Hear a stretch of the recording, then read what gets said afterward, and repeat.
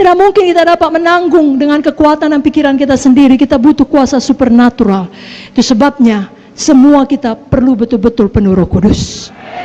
Pada malam ini saya ingatkan Bapak Ibu Saudara, bukan hanya Bapak Ibu Saudara perlu penuh Roh Kudus. Semua jiwa-jiwa di dalam pelayanan Bapak Ibu Saudara. Semua keluarga Bapak Ibu Saudara. Jangan berpuas, sudah kebawa altar call, sudah mengaku dia Yesus Tuhan. Betul, bagus sekali. Tapi tidak cukup di situ, perlu selamat, lahir baru, yang artinya percaya Yesus Tuhan, bertobat dari dosa-dosa, perlu dibaptis dalam air, dan perlu penuh Roh Kudus.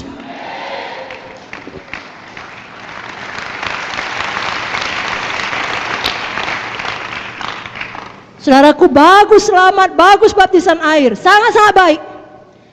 Tapi kalau kita mau hidup yang berkuasa dan menang tadi, perlu baptisan Roh Kudus. Adalah Yesus sendiri yang membaptis kita dengan Roh Kudus. Keempat Injil menuliskannya. Saya bacakan Matius 3 ayat 11, Markus 1 ayat 8, Lukas 3 16, dan Yohanes 1 33. Matius 3:11, aku membaptis kamu dengan air sebagai tanda pertobatan, tapi ia yang datang kemudian daripadaku lebih berkuasa daripadaku, dan aku tidak layak melepaskan kasutnya. Ia akan membaptiskan kamu dengan Roh Kudus dan dengan api. Markus 1:8, aku membaptis kamu dengan air, tapi ia akan membaptis kamu dengan Roh Kudus. Siapa membaptis? Yesus membaptis dengan Roh Kudus. Lukas 3:16, Yohanes menjawab dan berkata kepada semua orang itu, aku membaptis kamu dengan air, tapi ia lebih berkuasa daripada aku akan datang dan membuka tali kasutnya pun aku tidak layak. Ia akan membaptis kamu dengan Roh Kudus dan dengan api. Yohanes 1:33, aku pun tidak mengenalnya, tapi dia yang mengutus aku untuk membaptis dengan air telah berfirman kepada aku, jikalau kau melihat Roh itu turun ke atas seseorang dan tinggal di atasnya, dialah itu yang akan membaptis dengan Roh Kudus. Jadi kalau sampai diulangi dalam keempat Injil, Tuhan mau semua anak-anaknya sampailah kepada kepenuhan itu. Selamat, baptisan air, baptisan Roh Kudus. Jadi mari kita PKS PSE berjuang sampai jiwa itu demikian. Lalu dia tinggal di rumah Tuhan. Saudaraku, Tuhan Yesus yang adalah teladan kita semua tahu juga penuh Roh Kudus. Dibaptis air dan penuh Roh Kudus. Matius 3:16. Sesudah dibaptis, Yesus keluar dari air. Pada waktu itu juga langit terbuka. Ia melihat Roh Allah seperti burung merpati turun ke atasnya. Kalau Yesus sendiri perlu penuh Roh Kudus ketika dia masih hidup di dunia ini, apalagi kita. Apalagi saudara, apalagi jiwa-jiwa yang kita layani.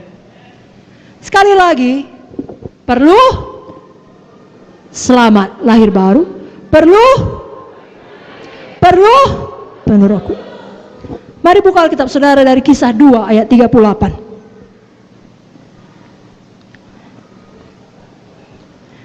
Mari kita semangat melayani jiwa-jiwa sampai mereka penuh Roh Kudus.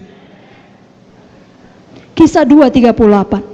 Jawab Petrus kepada mereka, bertobatlah dan hendaklah kamu masing-masing memberi dirimu dibaptis dalam nama Yesus Kristus untuk pengampunan dosamu, maka kamu akan menerima karunia Roh Kudus. Tiga-tiga ada di situ. Bertobat itu selamat, lahir baru.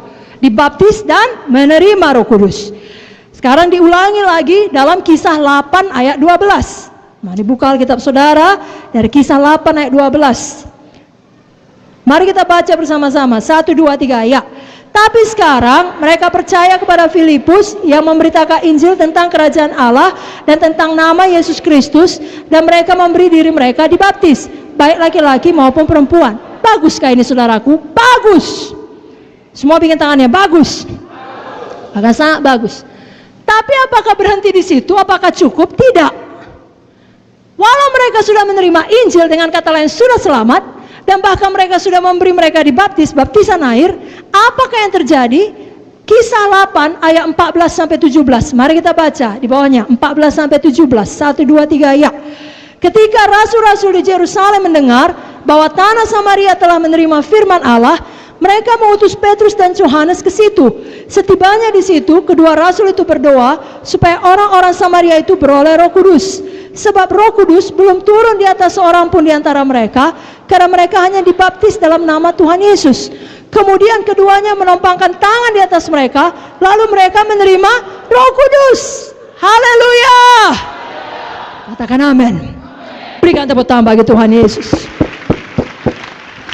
Satu ayat lagi saudaraku, Kisah 19 ayat 1 sampai 2. Mengenai perlunya ketiganya. Tidak cukup 2 saja. Kisah 19 ayat 1 sampai 2. Mari kita baca bersama-sama. 1, 2, 3. Ya. Ketika Apolos masih di Korintus, Paulus sudah menjelajah daerah-daerah pedalaman dan tiba di Efesus. Di situ dapatinya beberapa orang murid. Katanya kepada mereka, "Sudahkah kamu menerima Roh Kudus ketika kamu menjadi percaya?" Akan tapi mereka menjawab dia, "Belum. Bahkan kami belum pernah mendengar bahwa ada Roh Kudus." Nah, coba dengarkan baik-baik. Kenapa Paulus menulis ini? Kenapa Paulus berkata seperti ini? Pada waktu dia pergi satu tempat, dia temukan ada murid-murid yang percaya kepada Tuhan Yesus. Lalu ditanyanya, "Apakah kamu sudah menerima Roh Kudus ketika kamu menjadi percaya?" Bukankah saat kita percaya, dengan kata lain saat kita selamat menerima Yesus, dengan sendirinya kita juga menerima Roh Kudus? Jadi kenapa ditanya Paulus? Apakah teologi Paulus salah? Tidak. Tidak mungkin salah. Dia menulis sebagian besar daripada kitab-kitab perjanjian baru. Amin, saudara. Maksudnya di sini adalah Paulus mau mereka menerima baptisan Roh Kudus, dipenuhkan di dalam Roh Kudus dan berdoa bicara dalam bahasa roh. Itu sebabnya kita baca seterusnya ayat 3 sampai 6. 1, 2, 3. Ya. Lalu kata Paulus kepada mereka, "Kalau begitu dengan baptisan manakah kamu telah dibaptis?" Jawab mereka, "Dengan baptisan Yohanes."